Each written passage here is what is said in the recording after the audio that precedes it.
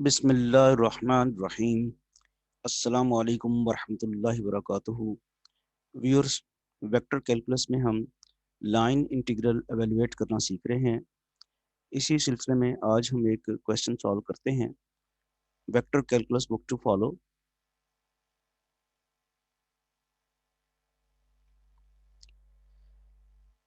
If a is equal to x square I plus y square j, then find c integral a dot dr along the path c of the parabola from 0 to 3 9। तो ये line integral का एक question है जिसमें vector A आपको दिया हुआ है और आपने ए डॉट डी आर इंटीग्रेट करना है अलोंग द पाथ सी।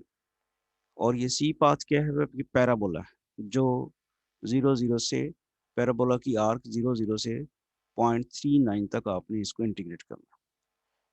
तो सबसे पहले हम वेक्टर ए और फिर आर, आपको पता है क्या होता है। आर वेक्टर है x I plus Y J plus Z के। और चूंकि इंटीग्रल में आपने ए डॉट डी आर फाइंड करना है, तो ये जो आर आपने लिखा है, यहाँ से इसका डिफरेंशियल जब लेंगे तो डी आर हो जाएगा D X I plus D Y J plus D Z K. तो ये बन गया D R is equal to D X I plus D Y J plus D Z K. It's the differential of vector R. अब हम A dot D R compute करने से पहले पहले ये देख लेते हैं कि पाथ जो है वो पैराबोला के लॉन्ग है। और पैराबोला के लॉन्ग कौन सा पैराबोला इन दो पॉइंट्स को सेटिस्फाई करता है? डेफिनेटली पैराबोला आपको जैसे पता है कि प्लेन कर्व है, और ये जो पॉइंट लाई कर रहे हैं 0 0 और 3 9, ये टू डिमेंशनल स्पेस में पॉइंट्स हैं। तो ऑब्वियसली फिर ये वाला पैराबोला इसको सेटिस्फाई करेगा, जिसमें z 0 होगा और y is equal to x square होगा। y is equal to x square इसलिए हम पुट कर रहे हैं कि इस पॉइंट से हमें पता चलता है जैसे ही हम x की जगह 3 पुट करेंगे तो y की वैल्यू 9 आ जाएगी यहाँ से। y is equal to x square. दो ही पैराबोला हो सकते थे, एक हो सकता था X square is equal to Y या फिर y is equal to x square. तो X square is equal to Y तो यहाँ नहीं बन सकेगा इस पॉइंट की वजह से, क्योंकि x की जगह 3 पुट करके y 9 जनरेट करना है। तो वो इसी सूरत में हो सकता है अगर हम y इक्वल एक्स स्क्र लें तो x इज इक्वल 3 पुट करें तो y 9 आ जाएगा। तो चूंकि पैराबोला है, प्लेन में आना है z इज इक्वल 0, जो इस पॉइंट्स में भी, इन दोनों पॉइंट से भी नजर आ रहा है। 0 0 टू डिमेंशनल स्पेस का पॉइंट है, 3 9 भी टू डिमेंशनल स्पेस का पॉइंट है। z यहाँ पे है ही नहीं है, वो 0 है। तो हमें ये भी पता चल गया कि ये वाला पैराबोला है जो इस कंडीशन को सेटिस्फाई करता है। अब हम देखते हैं कि ए डॉट डी आर पहले फाइंड अगर कर लें हम, तो फिर देखते हैं कि उसकी चाहे आप पहले ए डॉट डी आर पहले मालूम कर लें, चाहे आप इन वेरिएबल्स में से जो वेक्टर ए और डी आर है जिनकी आपने डॉट प्रोडक्ट लेनी है, इनमें आप पहले इस वैल्यूज को पुट कर दें जो भी हमारे पास आई हैं। अब यहाँ पे तो z है ही नहीं है, तो y की जगह आपने क्या पुट करना है? X square. और वो फिर बन जाएगा उसका भी स्क्वायर, तो एक्स फोर हो जाएगा। और इसी तरह यहाँ आप पुट करेंगे डी वाई मालूम करने के लिए, यहाँ y is equal x square put करेंगे और डी जेड हमारे पास वैसे ही 0 हो जाएगा क्योंकि जेड 0 है। तो वो कहता ये है कि अगर आप ये जो आपने पैराबोला की इक्वेशन निकाली है y is equal x square, इन वैल्यूज को हम वेक्टर ए और डी आर में पुट करें। वेक्टर ए में पुट करें जैसे मैंने अभी बताया, एक्स स्क्वायर तो वैसे ही रहेगा, वाई की जगह आपने पुट करना है एक्स स्क्वायर और उसका फिर स्क्वायर पड़ा होना है, तो वो आपके पास हो जाएगा एक्स फोर। तो इस तरह वेक्टर ए बन गया X square I plus X four J. आपको पहले से ही मालूम है कि लाइन इंटीग्रल में जो ज़्यादा प्रॉब्लम होती है हमारे पास, वो एक जो तीन वेरिएबल्स हैं उनको सिंगल वेरिएबल में कन्वर्ट करना ही हमारा इशू होता है। तो ये इशू ग्रेजुअली रिजॉल्व हो रहा है इस वजह से, जैसे ही हमें पता चल गया कि हमारे पास पैराबोला जो है वाई इक्वल एक्स स्क्वायर है जिसमें जेड 0 है, तो ये इशू अब रिजॉल्व हो रहा है ग्रेजुअली। ए वेक्टर ए में तो दो वेरिएबल से एक्स और वाई, अब वो रह गया एक वेरिएबल एक्स।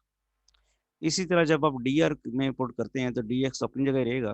तो जैसे मैंने अभी बताया कि वाई की जगह आपने एक्स स्क्वायर पुट करना है, तो आपने वाई की जगह एक्स स्क्वायर पुट कर दिया। जेड की जगह जैसे ही 0 पुट करेंगे तो ऑब्वियसली डी जेड भी 0 हो जाएगा। तो आपके पास अब रह जाएगा, यहाँ से भी आप इसको कैलकुलेट अगर करें तो एक्स स्क्वायर का डी एक्स क्या आ जाएगा? 2x dx। तो हमने देखा कि वेक्टर ए में भी दो वेरिएबल थे तो वो एक ही रह गया। वेक्टर डी आर जो है उसमें 3 वेरिएबल्स है तो उसमें भी एक ही रह गया, एक्स वेरिएबल।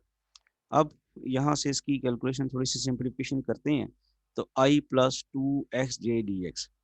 अब हमारा काम है कि हम A dot D R find करें। ए हमारे पास क्या था? X square I plus X four J, और जो डी आर है वह है आई प्लस टू एक्स जे।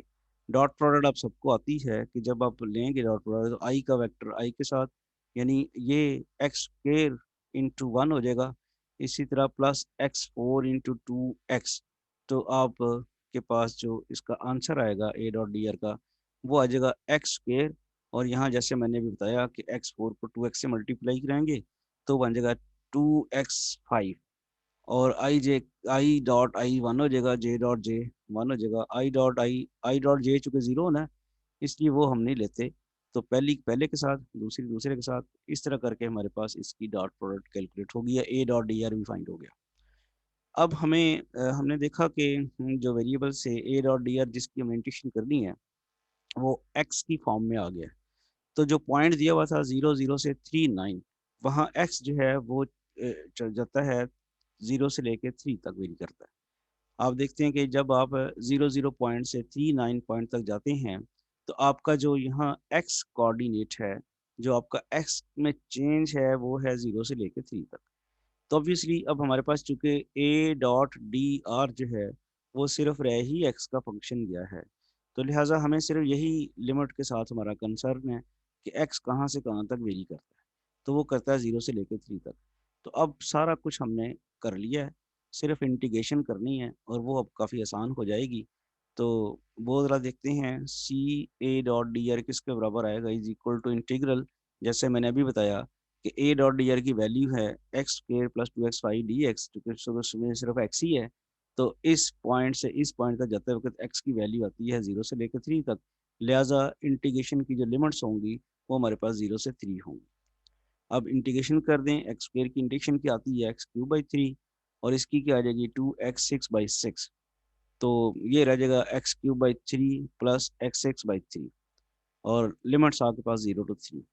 तो पहले अपर लिमिट पुट करते हैं एक्स की जगह, तो आपने पुट किया 3 की पावर 3 आ जाएगी और इसी तरह एक्स की 3 पुट किया 3 की पावर 6 आ जाएगी।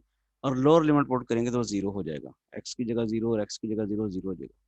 तो ये आप काट देते हैं, 3 की पावर 3 और 3 की पावर 2 रह जाती है, 3 की पावर 5 रह जाती है। तो ये 9 + 2 43 और हमारे पास आंसर आ जाता है 252। होपफुली आपको क्वेश्चन सारा समझ आ गया होगा। इसमें जो सबसे जो थोड़ा सा डिफिकल्ट टास्क होता है वो सिर्फ यही होता है कि लाइन इंटीग्रल की जिस किस्म का भी दिया हुआ है उसको देखते हुए, उसकी जो कर्व है उसको देखते हुए, जो उसको सी पास दिया हुआ है उसको देखते हुए सिर्फ आपने एक से ज़्यादा वेरिएबल्स को जब सिंगल वेरिएबल में कन्वर्ट करना होता है, वही एक मुश्किल काम है। अदरवाइज तो इंटीग्रेशन तो आप आसानी से कर ही लेंगे।